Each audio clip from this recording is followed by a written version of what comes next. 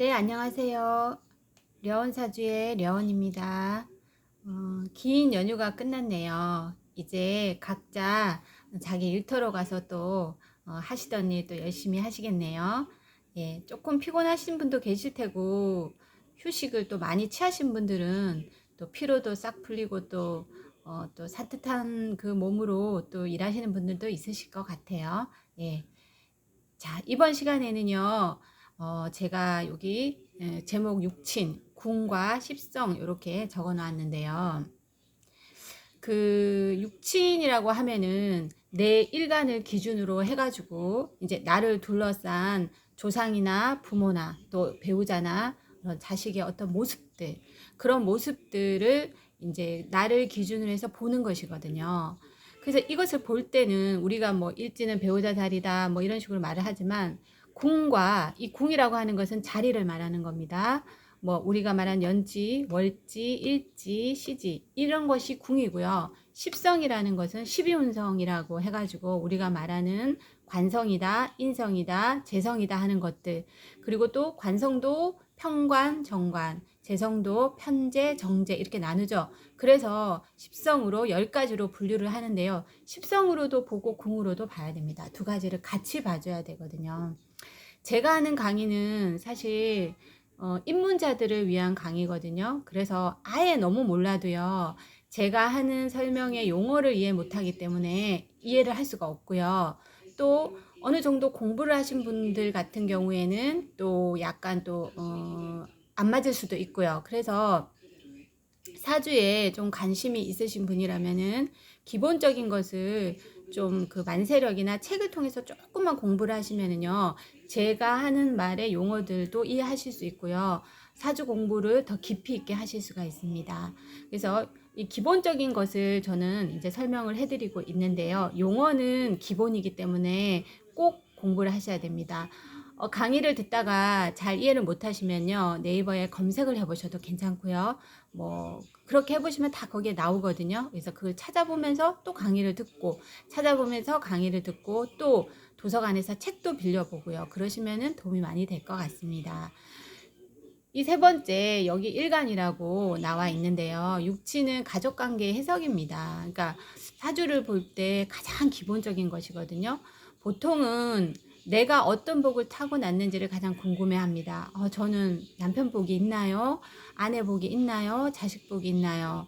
뭐 그런 식으로 쭉 나가고 마지막엔 저는 언제 돈 버나요? 언제 결혼하나요? 하는 자기의 어떤 궁금증, 자기가 채우지 못한 것들을 질문하게 되어 있습니다. 순서가 보통 그렇게 나가거든요. 그래서 이 일간을 중심으로 했을 때 이 연지, 월지의 모습은 나의 사회와 부모궁이면서 이쪽은 조상궁이라고 이제 우리가 얘기를 하고요. 시기적으로는 이쪽을 초장년기를 뜻하는 것입니다.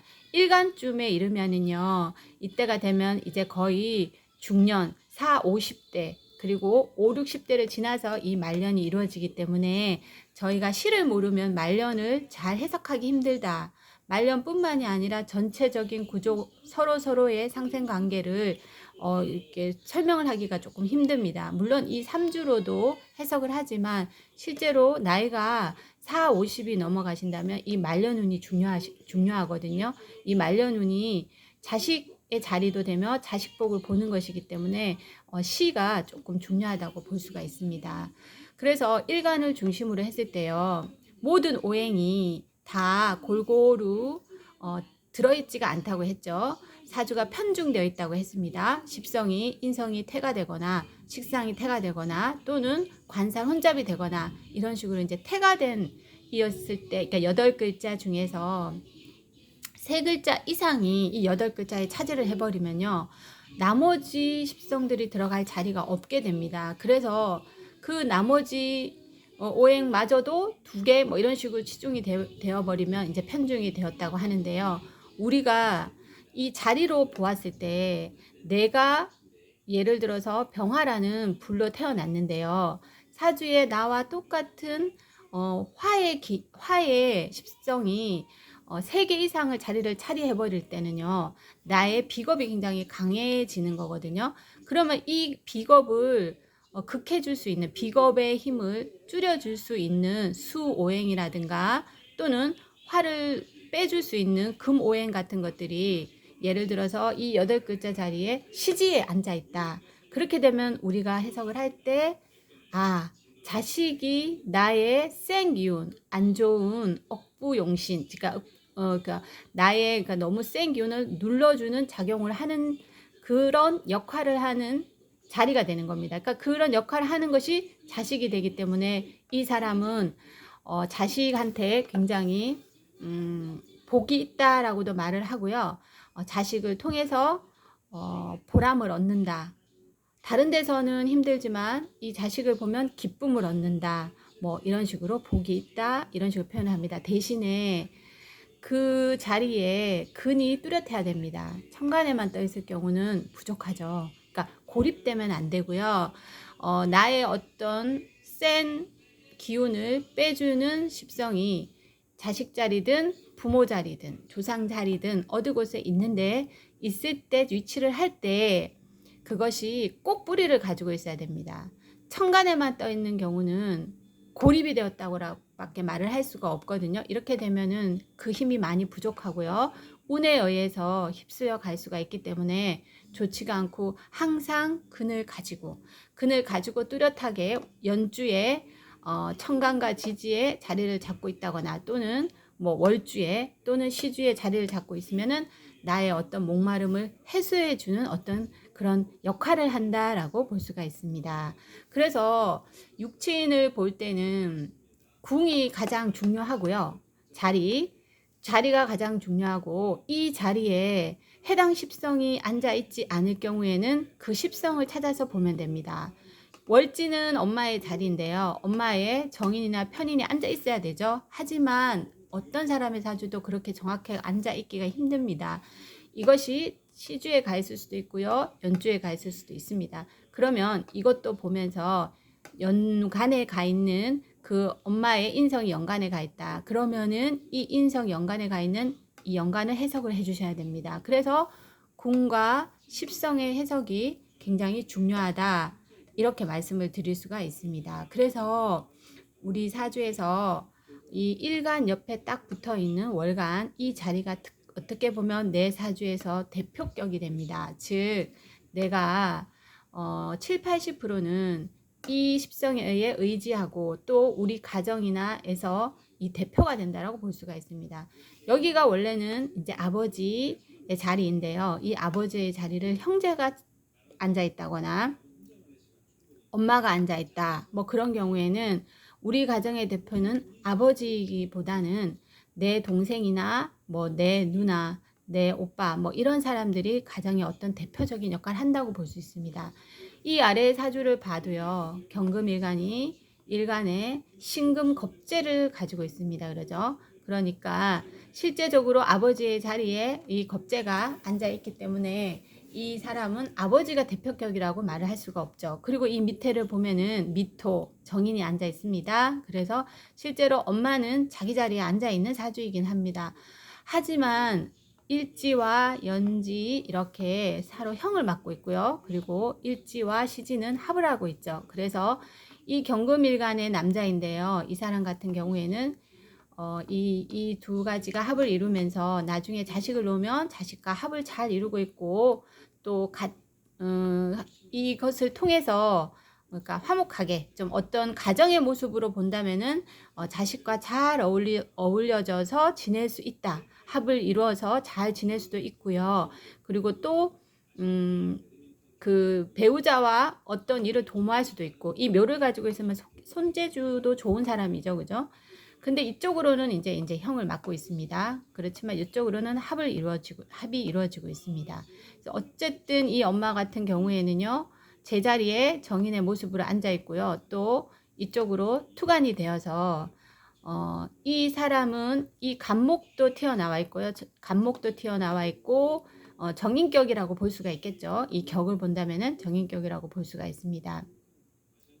그렇다면 제가 아까 설명해 드렸듯이 내가 십성이 좀 이 사주 같은 경우는 지지가 조금 뜨겁죠. 술미 술로 조금 뜨겁습니다. 그래서 지장간 안에 모두 정화를 품고 있는데요. 수가 없는 사주입니다. 자, 식상을 가지지 못한 사주인데요. 어쨌든 이 사주 같은 경우에는 식상 없이 인성을 통해서 재를 이루려고 하는데요. 어쨌든 시지에 이 묘목이 또 재극인을 해주면서 이것이 어떻게 보면 이 사람이 이루고자 하는 것이죠. 재를 이루고자 하는 목표를 향해서 달려가고 있습니다. 그리고 또 자기가 가진 어떤 그 두뇌와 그런 것을 통해서 형을 통해서 목적은 재를 이루려고 하는 것이 목적이고요. 시지의 이 묘목이 그나마 조금 이 기운을 이런 그 좀 토기운, 즉 갖춰진 토다 금매처럼 보이지만 사실은 목이 있기 때문에 그렇게 말할 수는 없습니다. 겁재도 가지고 있고요. 그래서 이러한 토의 기운을 조금 설기시켜주는 이 묘목이 역할을 한다. 이렇게 볼 수가 있겠습니다. 그리고요, 재간인의 중요성이라는 것은 우리가 십성이 10가지가 있지만은요, 그 중에서 비겁을 못 가지고 태어난 사람도 있고요, 식상을 못 가지고 태어난 사람도 있습니다.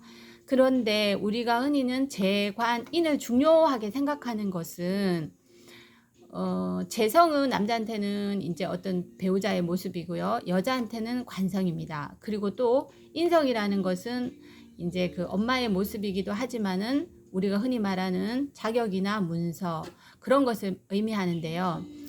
이 남자한테 여자한테 있어서도 재성, 여자한테 있어서는요 관성. 예전에는 그랬습니다. 여자는 관과 식상만 뚜렷하면 된다라고 이제 말을 했는데 그것은 옛날의 표현이고요. 지금은 여자분들이 결혼도 안 하실 뿐더러 결혼을 해도 사회활동을 굉장히 오랫동안 하기 때문에 그 식상에 얽매여서 자식을 키우면서 남편을 받드는 모습은 관과 식상의 모습이죠. 그래서 관식상이 없는 여자분의 사주를 보고 자식도 없고 남편도 없다. 그래서 스님 팔자다. 뭐 이런 식으로 표현하지만 지금은 전혀 해당이 되지가 않습니다. 이것을 가지고 있지 않아도 충분히 살아갈 수 있는 환경이 이미 되어 있고요. 스스로 그것을 극복해서 살아가기 때문에 솔직히 이것은 예전의 통변에서 해당이 되는 것이라고 볼 수가 있습니다. 그러나 우리가 비겁이나 식상, 인성 다 중요하지만 재성과 관성은 나의 기본적인 어떤 골격이라고 볼 수가 있습니다. 즉 지금은 조금 바뀌었지만은 어쨌든 남자는 결혼을 해서 재성을 가지고 있어야 되고, 그러니까 말하면 그러니까 부인의 모습이 있어야 되고, 그리고 명예가 있어야 되고, 돈이 있어야 되고, 명예, 이렇게 해서 두 가지를 기본적으로 가지고 태어나는 것이 이것이 충이 되든 형이 되든 파가 되든 어쨌든 가지고 태어나는 것이 좋습니다. 깔고 태어나는 것이 좋은데요. 물론 이것이 제가 얘기했듯이 밑에 뿌리에 근을 꼭 가지고 있어야 됩니다. 고립이 되어 있거나 천간에서 힘이 없이 서 있는 경우는 그 역할을 제대로 못해서 오히려 없는 이만 못한 경우도 있습니다. 그래서 그렇지만 이것의 중요성, 그리고 또 인성, 이것도 내가 살아가면서 어떠한 굉장히 중요한 문서와 자격을 가질 수 있는 중요한 요소가 되거든요. 그래서 이 세 가지를 좀 중요시 보는 경향이 있지만 이 세 가지가 아니어도 충분히 재를 성취할 수 있는 그런 비겁을 통해서 식상을 통해서도 충분히 우리가 결과물을 얻어낼 수가 있습니다. 그러나 이것을 깔고 있으면은 아무래도 내가 조금 더 쉽게 인생을 출발하는 출발 시점이 조금 남들보다 앞에 가 있다라고 생각을 하시면 됩니다. 이것을 튼튼하게 가지고 있을 때, 이것이 힘이 없을 경우는 조금 의미가 없고요. 이것이 뚜렷이 힘을 가지고 시작을 할 때 좀 더 남들보다 빠르게 어떤 그런 성공 가도에 도달할 수 있다, 이렇게 볼 수가 있습니다. 이 사주 같은 경우에는요, 사실 관을 못 가지고 태어난 무관이지만 이 지지를 보시면 전부 뜨거운 정화를 품고 있죠. 특히 뜨거운 미월에 태어났죠. 이 경금을 녹이는 미월에 태어나서 경금의 역할이 뚜렷합니다.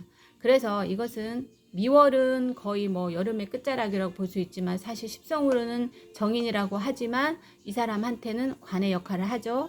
술토도 물론 정화가 좀 약하긴 하지만 어떻게 그 화를 이루고 있습니다. 그렇지만 이 경금의 남자 같은 경우에는요, 지금 대기업에 근무하고 있지만 사실은 마음속으로는 나는 좀 더 쟤를 향해 가고 있죠. 돈을 많이 벌어서 내가 좀 가만히 있어도 내가 직장을 다니지 않고 남한테 잘 보이려고 하고 정시에 일어나서 출근해야 되고 하는 이런 것에 벗어나서 내가 가만히 있어도 매달 얼마가 들어올 수 있는 그러한 삶, 나중에는 나이가 들면 그러한 삶을 마음속으로는 계속 추구를 하고 있습니다.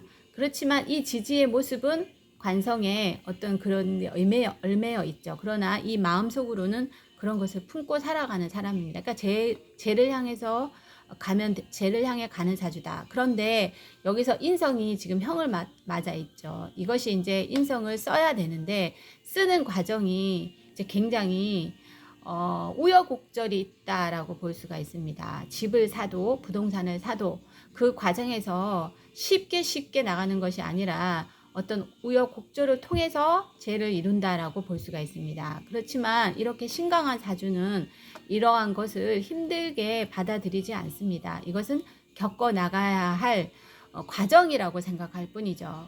그래서 이렇게 사주 원국에 관이 드러나 있지 않지만 관의 힘을 쓰고 있습니다. 이제 흘러가는 운에 의해 가지고 이제 이 관성의 힘이 약해지거나 떨어져 나갔을 때 이제 직장을 그만두고 어떤 다른 일을 할 수도 있겠죠. 이제 물론 내 사업을 할 수도 있고 나의 어떠한 묘술의 모습, 이 묘술의 모습은 굉장히 아름다운 모습이죠. 뭔가를 꾸미고 뭔가를 손으로 이루어내고 이런 모습입니다. 이 모습을 통해서 사업성으로 재성을 이끌어 나갈 수도 있는 그런 사주라고 이제 볼 수가 있겠습니다. 일단 오늘은 육친의 궁과 십성의 기본적인 어떤 테두리나 어떤 우리가 해석하는 것에 대해서 이제 공부해 보았습니다. 네, 오늘은 여기까지 하겠습니다. 예, 감사합니다.